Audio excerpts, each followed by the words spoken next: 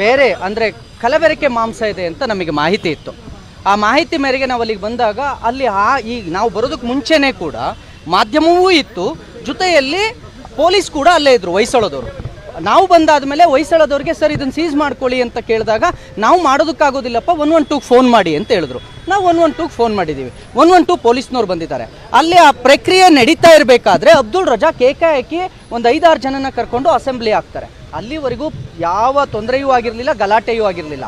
ಅಬ್ದುಲ್ ರಜಾಕ್ ಏಕಾಏಕಿ ಬಂದು ಈ ಮಾಂಸ ನಮ್ಮದು, ನಾವು ಓಪನ್ ಮಾಡೋಕ್ಕೆ ಬಿಡಲ್ಲ ಅಂತಾನೆ. ಯಾಕೆ ಬಿಡಲ್ಲ, ಅದರೊಳಗೆ ಏನಿದೆ ಅಂತ ಕೇಳ್ತೀವಿ. ನೋಡಿ, ಕಲಬೆರಕೆ ಮಾಂಸ ಇದೆ ಅಂತ ನಾವು ಈಗಾಗಲೇ ಹೇಳ್ತಾ ಇರೋದು. ಸರಿ, ಇಷ್ಟೆಲ್ಲ ಆದ್ಮೇಲೆ ಫುಡ್ ಇನ್ಸ್ಪೆಕ್ಟರ್ ಬಂದು ಅದೆಲ್ಲ ತಗೊಂಡು ಹೋಗ್ಬೇಕಾದ್ರೆ ನಾನು ಪೆನ್ ಡ್ರೈವ್ ಹಿಡ್ಕೊಂಡು, ಪೆನ್ ಡ್ರೈವ್ ನನ್ನ ಹತ್ರ ಇದೆ, ಈ ದಾಖಲೆ ನೀವೇನಾದ್ರೂ ಮುಚ್ಚುಮರೆ ಮಾಡಿದ್ರೆ, ಈ ತನಿಖೆಯನ್ನ ನೀವೇನಾದ್ರೂ ಸರ್ಕಾರದ ಪರವೋ ಅವನ ಪರನೋ ಯಾರೋ ಪರ ಎಲ್ಲ ಸೇರ್ಕೊಂಡು ಅಧಿಕಾರ ದುರ್ಬಳಕೆ ಮಾಡ್ಕೊಂಡು ಮಾಡಿದ್ರೆ ಅದಕ್ಕೆ ಬೇಕಾಗಿರೋ ದಾಖಲೆ ನನ್ನ ಹತ್ರ ಇದೆ, ನಾನು ಇದನ್ನ ಮತ್ತೆ ಮಾಧ್ಯಮದ ಮುಂದೆ ಇಡ್ತೀನಿ ಅಂತ ನಾನು ಬಹಿರಂಗವಾಗಿ ಹೇಳಿದೆ. ಅದಾದ ಸೆಕೆಂಡಿಗೆ ನನ್ನನ್ನು ಎತ್ತಿ ಪೊಲೀಸರು ತಮ್ಮ ವ್ಯಾನಿಗೆ ತುಂಬಿಕೊಂಡ್ರು. ಅಲ್ಲಿಂದ ಸೀದಾ ತಗೊಂಡೋಗಿ ನನ್ನ ಕಾಲು ಆಲ್ರೆಡಿ ಪೆಟ್ಟಾಗಿದೆ, ನನ್ನನ್ನು ಸೀದಾ ಕಾಟನ್ಪೇಟೆ ಪೊಲೀಸ್ ಸ್ಟೇಷನಿಗೆ ಕರ್ಕೊಂಡೋಗಿ ನನ್ನ ಕೈಲಿ ಕಾಲು ಮರ ಹಿಡ್ದಂಗೆ ಆಗಿತ್ತು, ಎಡಗಾಲು ಸಂಪೂರ್ಣವಾಗಿ ವಾಕ್ ಮಾಡೋಕ್ಕೆ ಆಗ್ತಿರ್ಲಿಲ್ಲ. ಸರ್, ನನ್ನ ಕೈಲಿ ನಡೆಯೋಕ್ಕೆ ಆಗ್ತಿಲ್ಲ ಅಂತ ಅಂದೆ. ನಾಟಕ ಆಡಬೇಡ ಸೂ ಮಗನೆ ಅಂತ ಹೇಳಿ ಇಳಿದು ನನ್ನ ಎಳ್ಕೊಂಡು ಹೋಗಿದ್ದು. ಸರ್, ಲಿಟ್ರಲಿ ನನ್ನ ಎಳ್ಕೊಂಡು ಹೋಗಿದ್ದಾರೆ, ಕರ್ಕೊಂಡಲ್ಲ, ಎಳ್ಕೊಂಡೋಗಿ ಲೆಫ್ಟ್ ಸೈಡಲ್ಲಿ ರೈಟ್ ಸೈಡಿಗೆ ಪಕ್ಕಕ್ಕೆ ಒಂದು ಕೋಣೆ ಇದೆ, ಅದರೊಳಗೆ ಅದನ್ನು ಹಾಕ್ಕೊಂಡು ಎದ್ದೋಳು ಮೇಲೆ ಅಂದರು. ಸರ್, ನನ್ನ ಕಾಲು ಮರಗಟ್ಟಿದೆ, ಮಳೇಲಿ ನೆಂದಿದ್ದೆ, ಕಾಲು ಹಿಡ್ಕೊಳ್ಳುತ್ತಲ್ಲ ಆ ರೀತಿ ಹಿಡ್ಕೊಂಡು ಮರಗಟ್ಟಿದೆ. ಇದು ನನ್ನ ಕಾಲಿಗೆ ಮೊದಲೇ ನರ ಏಟಾಗಿದೆ, ಅದು ಫ್ರ್ಯಾಕ್ಚರ್ ಆಗಿದೆ, ಹಾಗಾಗಿ ನಿಂತ್ಕೊಳ್ಳೋಕೆ ಆಗ್ತಿಲ್ಲ ಸರ್ ಅಂತ ಅಂದೆ.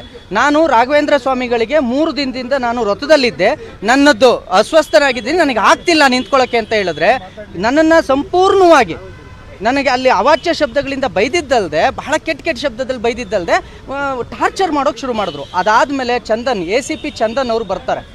ACP ಚಂದನ್ ಅವರು ಬಂದು, ಏನ್ರಿ ಅವನನ್ನು ಮಲಗಿಸಿದ್ದೀರಾ, ಬೋಳಿ ಮಗನ ಎಬ್ರಸ್ರಿ ಅಂತಾರೆ. ಇವರೆಲ್ಲರೂ ಸರ್ ಪುನೀತ್ ಸರ್ ಎದಳಿ ಸರ್, ಪುನೀತ್ ಸರ್ ಎದಳಿ ಸರ್ ಅಂದರೆ ಏನ್ರಿ ಅವನನ್ನು ಸರ್ ಅಂದ್ಕೊಂಡು ಅವನಿಗೇನ್ರಿ ನೀವು ಇದು ಮಾಡೋದು, ಎದ್ನಿಲ್ಸ್ರಿ ಆ ಬೋಳಿ ಮಗನ ಅಂತ ಹೇಳ್ಬಿಟ್ಟು ಎದಳ್ರಿ ಅಂತಾರೆ. ನಾನು ಎದಳಕ್ಕೆ ಆಗ್ತಿಲ್ಲ ಅಂತ ಅಂದಾಗ ನನಗೆ ಗೊತ್ತು ಹೆಂಗೆ ಎದುರಿಸೋದು ಅಂತೇಳಿ ಲಾಠಿ ತೊಗೊಂಡು ನನಗೆ 8 ಏಟುಗಳನ್ನು ಹೊಡಿತಾರೆ ಸರ್, 8 ಏಟುಗಳನ್ನು ಹೊಡಿತಾರೆ. ಅದಾದಮೇಲೂ ಕೂಡ ನನಗೆ ಎದಳಕ್ಕಾಗಲೇ ಇಲ್ಲ.